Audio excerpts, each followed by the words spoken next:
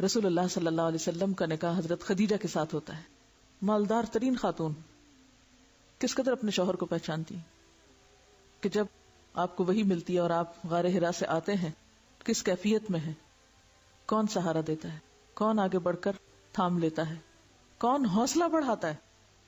ہم عورتوں کے تو حوصلے اتنے کم ہیں کہ الٹا دوسروں پہ بوجھ بن جاتے ہیں. اور وہاں جب آپ صلی اللہ علیہ وسلم کانپ رہے ہیں تو کہتی ہے کہ آپ کمبل اوڑھ لیجئے.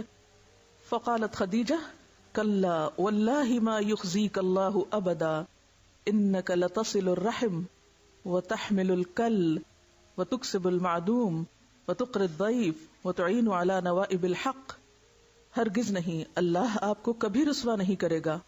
آپ رشتہ داروں کا حق ادا کرتے ہیں, لوگوں کے بوجھ اٹھاتے ہیں, مفلس کی ضرورت پوری کرتے ہیں, مہمانوں کی مہمان نوازی کرتے ہیں اور حق کے معاملے میں لوگوں کی مدد کرتے ہیں. تو جس شخص کے اندر یہ خوبیاں ہوں, اللہ تعالیٰ اگر اس کو آزمائے بھی تو اس آزمائش میں اس کو ذلیل و رسوا نہیں کرے گا. وہ آزمائش اس کے لیے درجات کی بلندی کا ذریعہ بنے گی. حضرت خدیجہ کی ساری زندگی میں جو بہت اہم حصہ مجھے نظر آیا اور جو میرے دل کو بہت ہی چھو گیا, وہ ان کی زندگی کا وہ حصہ ہے جسے آپ آخری حصہ کہہ سکتے ہیں, جب اہل اسلام پر مصائب کے پہاڑ ٹوٹ پڑے تھے. آپ سب جانتے ہیں کہ مکی دور کے آخری حصے میں مشرکین نے مل جل کر ایک فیصلہ کیا اور پھر ایک صحیفہ تیار کیا, یعنی ایک ڈاکیومنٹ لکھا گیا اور اس کو انہوں نے خانہ کعبہ کے اندر لٹکایا تھا. اس صحیفے میں لکھا گیا تھا کہ مکہ میں کوئی شخص محمد صلی اللہ علیہ وسلم اور ان کے خاندان کے ساتھ خرید و فروخت نہیں کرے گا, لین دین ختم, ان کے ساتھ نکاح یا قرابت کا معاملہ نہیں کرے گا. یہ صحیفہ دراصل مقاطع یعنی بائیکاٹ کا صحیفہ تھا. اس کے بعد نبی صلی اللہ علیہ وسلم اور آپ کے ساتھی مجبوراً مکہ کے قریب ایک پہاڑ کی گھاٹی میں چلے گئے. مقابلہ کیوں نہیں کیا؟ آپ کسی کو بھیجتے, وہ جا کے اس خانہ کعبہ سے اس کاغذ کو اتار لاتا اور ایک جنگ شروع کرتے. کیوں؟ ابھی تیاری نہیں تھی, ابھی وہ وقت نہیں تھا, ابھی اعراض کا وقت تھا.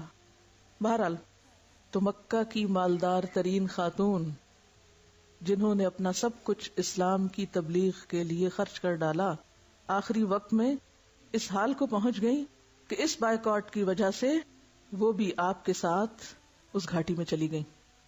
یہاں کی زندگی بے حد تکلیف دہ زندگی تھی, نہ آرام, نہ کھانے پینے کا سامان, حتیٰ کہ درخت کی جڑیں اور پتیاں کھانے کی نوبت آ گئی تھی. مکہ کے بعض رحم دل افراد رات کے اندھیرے میں کچھ نہ کچھ کھانے کا سامان کبھی پہنچا ہی دیا کرتے تھے, لیکن وہ بالکل ناکافی تھا, اسے پیٹ نہیں بھر سکتا تھا. چنانچہ حضرت خدیجہ سخت بیمار ہو گئیں.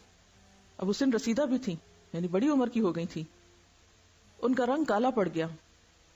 ایک دن نہیں, 2 دن نہیں, 1 مہینہ نہیں, 2 مہینے نہیں, 1 سال نہیں, 2 سال نہیں, 3 سال تک یہ سلسلہ جاری رہا.